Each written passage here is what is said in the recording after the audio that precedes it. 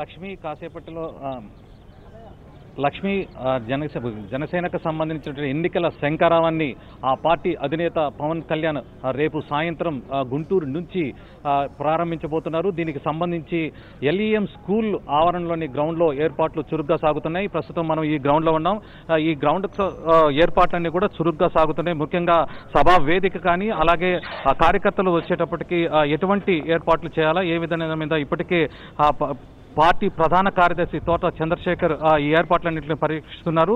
ముఖ్యంగా 1,00,000 మంది ఈ సభకు వస్తారనే ఒక అంచనా ఉంది. ఎందుకంటే పార్టీ ఎన్నికల శంఖారావం కావడంతో ఈ సభను గ్రాండ్గా సక్సెస్ చేసి తన ఎన్నికల శంఖారావాన్ని గుంటూరు నుంచి ప్రారంభించి, అంటే పర్టికులర్గా రాజధాని నుంచి ఈ శంఖారావాన్ని ప్రారంభించడం వల్ల పూర్తి స్థాయిలో అంటే కార్యకర్తల్లో స్థైర్యం నింపేలాగా ఈ సభ నిర్వహించాలని ఇప్పటికే నిర్ణయించి ఆ దిశగా ఆ పార్టీ వర్గాలు పూర్తి స్థాయిలో ఏర్పాట్లు చేస్తున్నాయి. ముఖ్యంగా ఈ ఎల్ఈఎం గ్రౌండ్ లో ఎటువంటి ఇబ్బంది లేకుండా కార్యకర్తలు వచ్చిన వారికి అందరికి కూడా వివిధ మార్గాల్లోటి ఇక్కడ చేరుకునే అవకాశం ఉంది. అలాగే ఆ మార్గాలన్నింటినీ కూడా ఇప్పటికే పూర్తి స్థాయిలో జనసేన సైనికులు పూర్తి ఏర్పాట్లు చేశారు. అలాగే ఈ గ్రౌండ్ కు సంబంధించి పూర్తి స్థాయిలో రేపు ఉదయం కల్లా ఈ గ్రౌండ్ పూర్తి స్థాయిలో అందుబాటులోకి వస్తుంది. ఎందుకంటే ఈ ఏర్పాట్లన్నీ కూడా ఇప్పటికే చురుగ్గా మొదలైన నేపథ్యంలో ఈ గ్రౌండ్ కి అంతా కూడా జన సైనికులతోటి నిండిపోనుంది.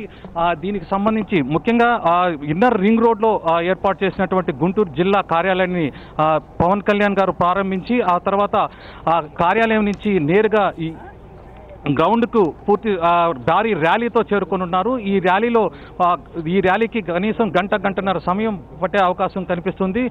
ముఖ్యంగా ర్యాలీ నుంచి చేరుకున్నాక జనసేన అధినేత పవన్ కళ్యాణ్ బహిరంగ సభ నుంచి ఉద్దేశించి మాట్లాడుతున్నారు. ముఖ్యంగా ఎన్నికల శంఖారావాన్ని ఈ గుంటూరు సిటీ సభ నుంచే ప్రారంభించబోతున్నారు. ఈయన ప్రసంగం కూడా 3 దశల్లో ఉండే అవకాశం కనిపిస్తుంది. ముఖ్యంగా పార్టీకి తనను ఆదరిస్తే, తనను ఆశీర్వదిస్తే ఏ విధంగా తను ఏమేమి చేయబోతున్నారు, ఏ పథకాలని వివిధ వర్గాలకు ఎటువంటి పథకాలని జనసేన అందించనుంది అనే దాని మీద, దాంతో పాటు 2014లో తెలుగుదేశం పార్టీ అలాగే ఇచ్చినటువంటి హామీలు అవి ఎంతవరకు నెరవేర్చారు, ఆ నెరవేర్చే క్రమంలో అన్ని వర్గాలకు సమన్యాయం జరిగిందా లేదా అనే దానిపైన కూడా ఆయన ప్రసంగంలో ప్రస్తావించే అవకాశం ఉంది. అలాగే ప్రతిపక్ష వైఎస్ఆర్ కాంగ్రెస్ పార్టీ ప్రభుత్వాన్ని ఏ విధంగా నిర్వహించగలిగింది, లేదంటే ప్రజల సమస్యలపైన ఏ విధంగా పోరాటం చేసింది, ప్రజా సమస్యలను పరిష్కరించడంలో ప్రభుత్వంపై ఎటువంటి ఒత్తిడి తెచ్చింది అనే అంశాన్ని కూడా ఆయన ప్రస్తావించే అవకాశం కనిపిస్తుంది. మరోవైపు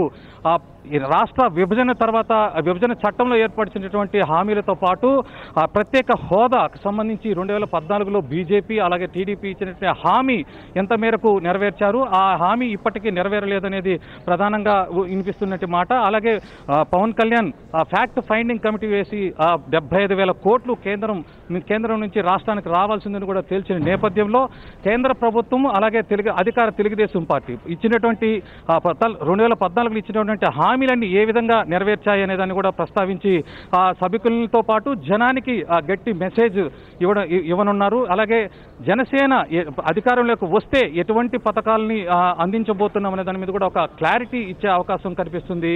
అలాగే జన సైనికులంతా కూడా ఈ సభకు వచ్చే జన సైనికులంతా కూడా ఎటువంటి క్రమశిక్షణతోటి రావాలి, అలాగే క్షేమంగా ఇక్కడికి రావడం ఎంత ముఖ్యమో అలాగే క్షేమంగా ఇంటికి వెళ్ళడం అని కూడా. ఎందుకంటే రాత్రి 9-10 గంటలు అయ్యే సమయం కనిపిస్తుంది. ముఖ్యంగా బహిరంగ సభ పూర్తయ్యేటప్పటికీ రాత్రి అయ్యే సమయం కనిపిస్తుంది. కాబట్టి ముఖ్యంగా సభకు హాజరైనటువంటి కార్యకర్తలంతా కూడా క్షేమంగా వెళ్లడం పైన కూడా దృష్టి సారించాలి. ఎందుకంటే ఎటువంటి పొరపాటు జరిగినప్పటికీ అది తల్లిదండ్రులకే కాక తనకు శోకాన్ని మిగులుస్తుంది. కాబట్టి జన సైనికులంతా కూడా క్రమశిక్షణతో రావడం ఎంత ముఖ్యమో వెళ్లడంలో కూడా జాగ్రత్తలు తీసుకొని కాస్త సమయం ఆలస్యమైనప్పటికీ కూడా ఇళ్లకి సురక్షితంగా చేరుకోవాలని ఇప్పటికే టీజర్ను కూడా విడుదల చేసి జనసేన అధినేత పవన్ కళ్యాణ్ కోరారు. లక్ష్మి, అలాగే మునిరాజు చూసుకుంటే ఎన్నికల శంఖారావం కూడా రేపు గుంటూరు నుంచే ప్రారంభిస్తామని చెప్పి తోట చంద్రశేఖర్ గారు చెప్పడం జరిగింది. అలాగే ఇంత భారీ బహిరంగ సభను గుంటూరులో నిర్వహిస్తున్నారు. ఈ నేపథ్యంలో అక్కడ ఉన్నటువంటి పల్నాడు వాసులు అయితేనేంటి, గుంటూరు వాసులు అయితేనేంటి ఏమంటున్నారు అసలు జనసేన గురించి?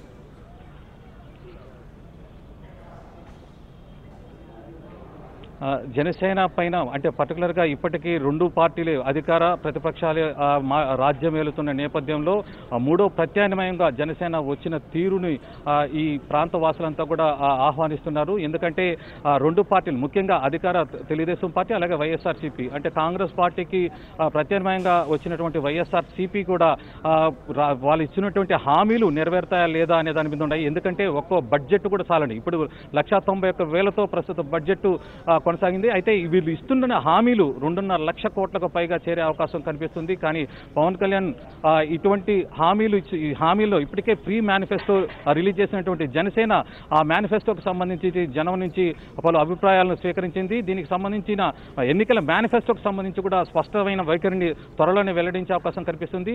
ముఖ్యంగా రాజధాని ప్రాంతంలో జనసేన రావాల్సిన ఆవశ్యకత, అధికారంలోకి రావాల్సిన ఆవశ్యకత ఉందనే ఇక్కడ ప్రాంతవాసులంతా కూడా భావిస్తున్నారు. ముఖ్యంగా యువత ఇక్కడ పూర్తి స్థాయిలో జనసేనకి మద్దతుగా నిలబోతున్నారు. అలాగే రైతాంగం, మహిళలు కూడా జనసేనాని వెంట నడిచేందుకు సిద్ధంగా ఉన్నారు. లక్ష్మి, అలాగే చూసుకుంటే మునిరాజ్, ఇక చూసుకుంటే జనసేన ఏ సభ పెట్టినప్పటికీ కూడా యువతతో పాటు అలాగే మహిళలు కూడా భారీ సంఖ్యలో పాల్గొనడం జరుగుతుంది. అయితే ఈ నేపథ్యంలో మహిళలకు కూడా అధిక ప్రాధాన్యత ఇస్తుంది జనసేన పార్టీ. అయితే అలాగే చూసుకుంటే ఈ సభని ఉద్దేశించి మహిళలకి అలాగే యువతకి సంబంధించి ఎటువంటి నిర్ణయాలు జనసేన తీసుకునేటువంటి అవకాశం కనిపిస్తోంది?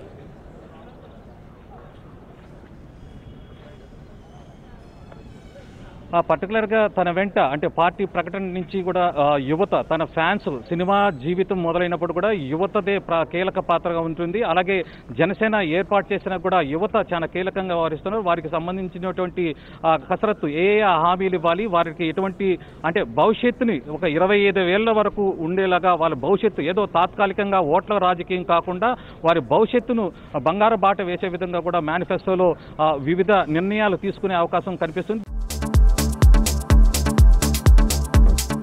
Hello, this is your Nandu. Please do subscribe to New Waves Media. ఇలాంటి మరిన్ని మంచి వీడియోలు కావాలని కోరుకుంటున్నారా?